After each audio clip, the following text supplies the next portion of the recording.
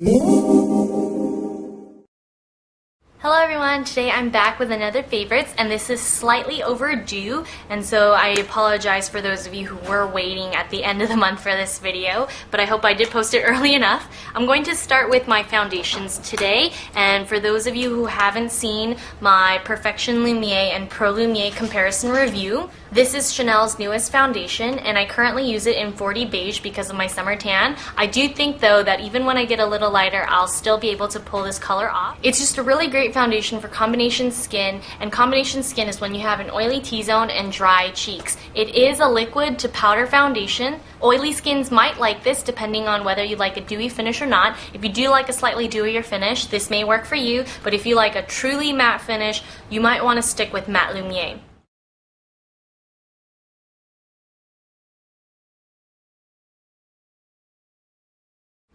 Also, for those of you who watched my last favorites video, I do believe I put the Hera HD foundation in it. I love this foundation, but right now 23, which is the darkest shade, is actually still much too light for me. So I've been mixing it with my sample of Top Miracle. This is a foundation by Lancome in Bisque 6W. These two mixed together provide the perfect combination for my face at the moment. This combination, however, is a very luminous finish as opposed to my Perfection Lumiere, which has more or less a semi-matte finish. Now for some fun stuff. I really like Obsessive Compulsive Cosmetics, and recently I fell in love with their Radiate Neon Nail Polish, but their glitters are totally awesome and I'm going to write up a blog post for you. I know not everyone likes glitter, and for some it can look very juvenile, especially if you're of a certain age. However, if you do like glitter, these are definitely worth investing in. I bought them during the sale when they had a 25% off coupon online, and I will list the OCC website down below if you're interested in checking them out. I purchased 3 colors.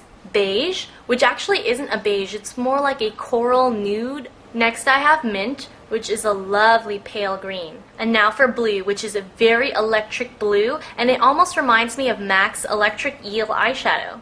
I think I paid about $8 or $9 for each of these, which is a great steal because Makeup Forever glitters are not as fine as these and it costs a lot more. I'm probably going to use the beige one in a tutorial soon. If not, I'll use the mint eventually. I don't know when I'll incorporate the blue glitter, just because I recently posted a very bright Katy Perry inspired tutorial, so I'll probably incorporate this maybe in a Halloween tutorial.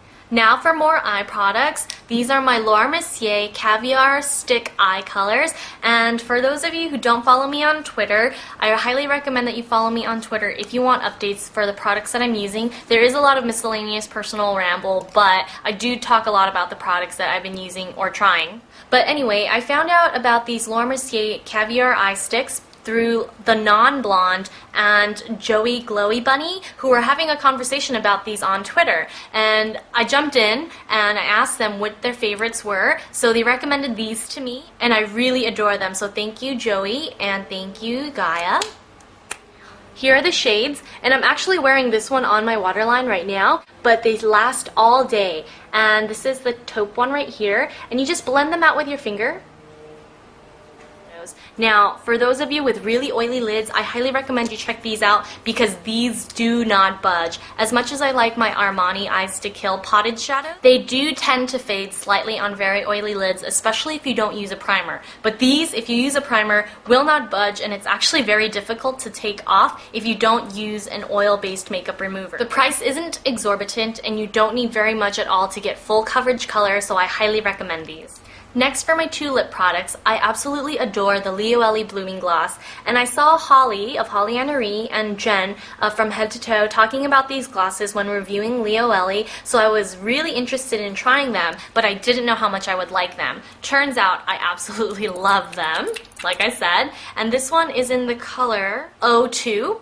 And it has a very sweet candy scent that might not be appealing to those who are a little bit more mature or don't like scents at all. But it has a slanted doe foot applicator, which I find really great for application on the go. And I'm going to put some on top of my lip combination right now,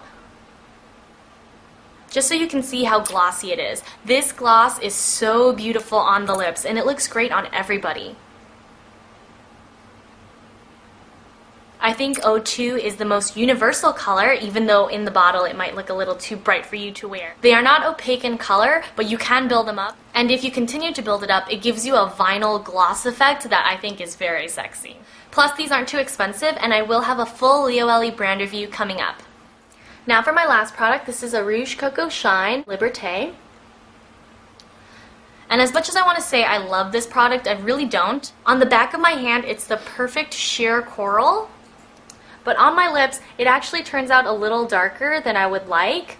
My favorite Rouge Coco Shine is Chance, and this is my only other Rouge Coco Shine. I think for $32 they aren't quite worth the money, since they're very balm-like in texture, but 56 Chance is beautiful on my lips, and it actually doesn't make them more mauve or more red. It turns out to be the pink it is on the back of my hand. Considering I paid $32 for a color that I don't absolutely love, I am still on the fence as to whether I want to keep it or give it to my sister or something.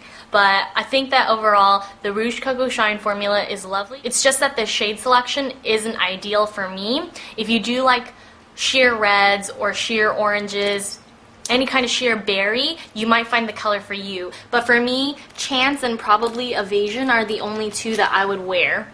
So if you're interested, Chance is again number 56. And if you're interested in a darker coral color, I highly recommend you try 46 Liberté.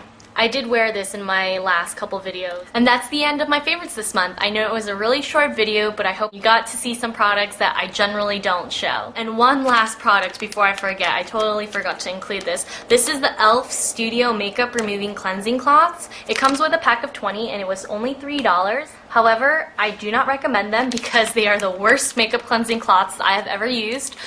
I mean, they are only $3 and they give you 20, which is more than you could ask for. However, they don't really do anything to remove my makeup. It is terrible for the eyes because I could not remove even a stitch of waterproof mascara with this particular cleansing cloth. So maybe if you just wear very little makeup, like a tinted moisturizer with powder and eyebrows, maybe you could try these. But if you wear any more makeup than that, especially mascara, don't even bother. But I do love a lot of the e.l.f. makeup that I have been trying recently, and I'll have another brand review for e.l.f. posted sometime this month too. Same with Leo Ellie, like I mentioned earlier. So once again, thanks for tuning in, and I'll see you all very soon. Bye!